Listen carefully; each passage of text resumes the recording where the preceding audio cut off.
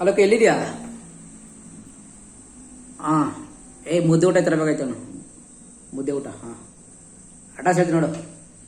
ಇಲ್ಲೇ ಗಾಂಧಿನಗರ ಮೂಲೆ ಥಿಯೇಟರ್ ಇದೆಯಾ? ಹಂಗೆ ಸ್ಟ್ರೈಟ್ ಬಿಡು.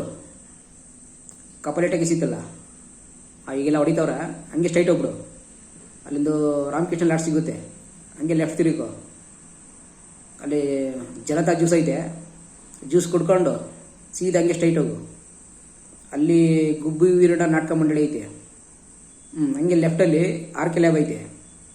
ಅಲ್ಲಿ ಕ್ಯಾಮ್ರಾ ಸರ್ವಿಸ್ ಕೊಟ್ಟಿದ್ದೀನಿ. ಹಂಗೆ ಫೋಟೋಸ್ ಇಸ್ಕೊಂಡು ಹಂಗೆ ಸ್ಟ್ರೈಟ್ ಹೋಗ್ಬಿಟ್ಟು ಲೆಫ್ಟ್ ತಿರುಗು. ಹಾಂ, 2ನೇ ಕ್ರಾಸು.